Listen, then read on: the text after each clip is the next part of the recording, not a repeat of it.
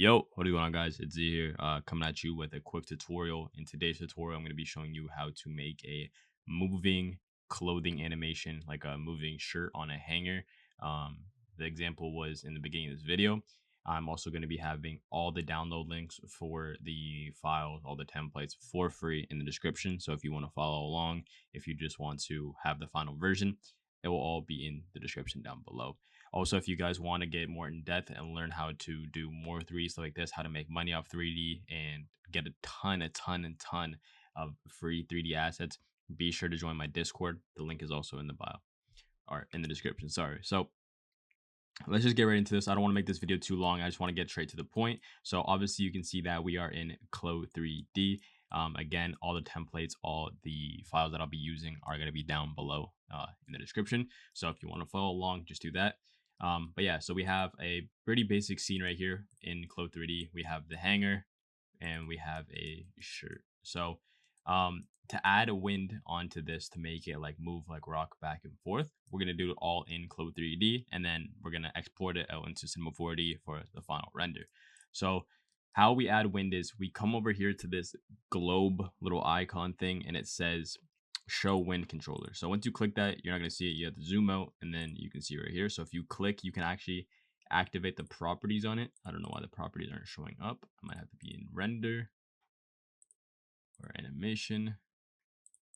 Yeah, so as you can see now, the properties show up. Let's go back to simulation and see if it pops up. It doesn't, which is weird. So let's just find the window, display, window, property editor, which I still don't see where it is. Very strange why it's not popping up on my screen, but we can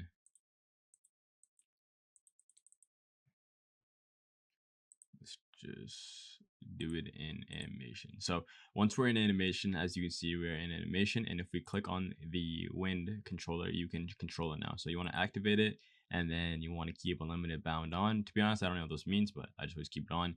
And then you play around with these. I like planar though. And then strength, we're gonna want to drop that a lot, so like 20. And then decay, I leave it at 0. Frequency, I do like every 2 to 3 seconds, so I'll just do 3. And then turbulence, I usually just leave it at 30. So then if we want it to play, all we have to do now is hit the record button in the animation tab. So you hit simulation, and then it will simulate. So as you can see, it's barely moving. So we want to do a stronger wind. So it's literally just trial and error. So let's up this up to 100 and then simulate.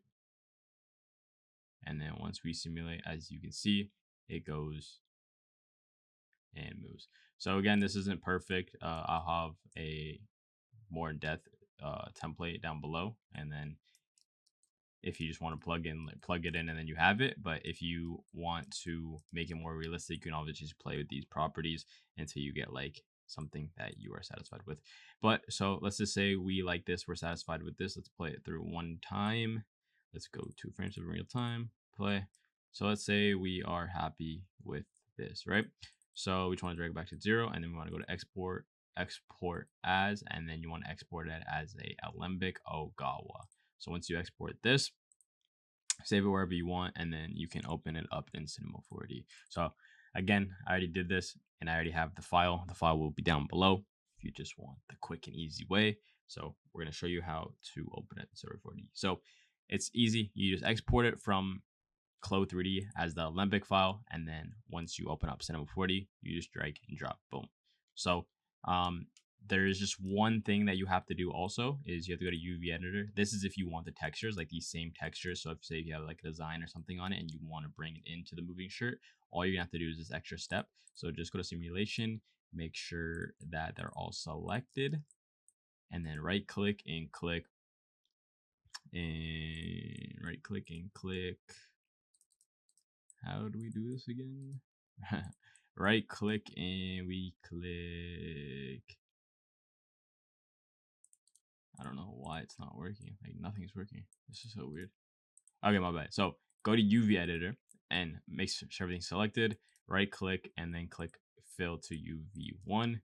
And then you move this up a little bit. These are like the the threads, and then boom. So once we're satisfied with that, you just want to click the camera with the shirt, and then you just click the folder, put it anywhere you want, and save it as diffuse. You can save it to normal, and so on and so on and forth, whatever textures you want to imply.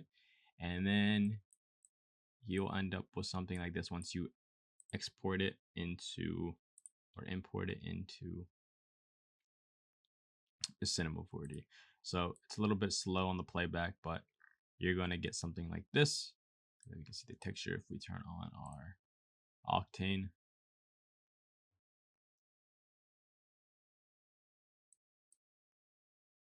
And boom. So very, very simple.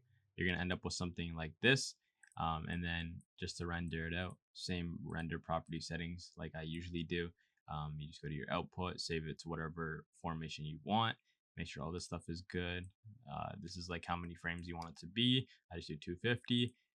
Save, and then you save it wherever you want to save it. And then my Octane settings, these are just basic Octane settings. I would prefer like a 1200 max sample with path tracing, and boom. So then yeah, that's pretty much it. Then you have your shirt on a hanger.